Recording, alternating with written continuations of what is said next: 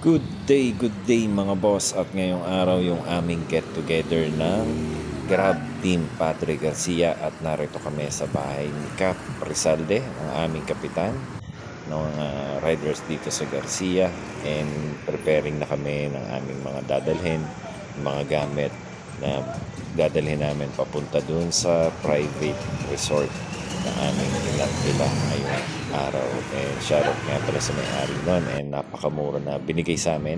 And yan, syempre sa mga merchant na aming nilapitan, maraming salamat po sa inyo, sa inyong mga binigay na pandagdag para sa aming gastusin. Alright, and yan na nga. So preparing na kami and ongoing na, papunta na kami sa resort dito sa may Bulacning. So napakahirap mag-video kasi naka-clutch tayo ng motor, so ang hirap, and cellphone yung ginagamit natin pang record. At syempre papakita nyo muna yung bida. Yeah. So mahirap kumuha ng video pag talagang di-clutch yung motor mo and cellphone yung ginagamit. So ganyan ang nangyayari. And yan, malapit na kami dun sa resort, and napakaganda rin naman ng lugar kasi napakaraming puno. And yan na nga, so liliko na kami dyan. Alright, and hindi pa kami kompleto dyan, may mga kasama pa rin kami. And that time na nag-semp lang tayo dyan, pagtigil ng mga nasa una natin and hawak natin yung video, nag-semp lang tayo doon. So yun, dito na tayo sa resort. So bagong gawa lang to. Yan. And napakamura naman ang bigay sa amin. Alright, and yan, ito yung pool. Yan, sakto-sakto sa isang get together. And yan, pahinga muna.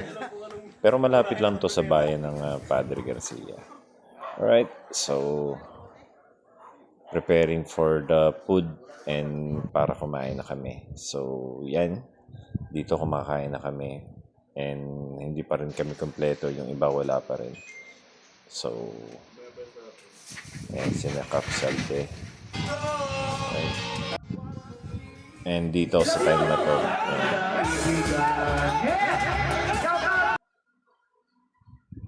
ayun, inabot na kami ng gabi dito. So nag-meeting din kami dito, at marami rin naman napag-usapan about sa team. Alright. Kung ano na pag-usapan halos lahat mismo. And dito, mini-meeting ulit ng gabi, refresh para dun sa mga bagong dating. And syempre, happy na rin. At maganda na rin yung napag-usapan. Kahit na hindi kami kompleto, pero mostly mas marami yung umatin ngayong araw na to. And every year ginagawa namin to. Alright, so syempre may baon tayo, and that time ay umuwi na rin tayo. Alright, and hindi naman tayo pwedeng bumabad kasi naghihintay sa atin si Adet. Alright, so yun, maraming salamat. Keep safe, God bless, and to God be all the glory. Bye bye.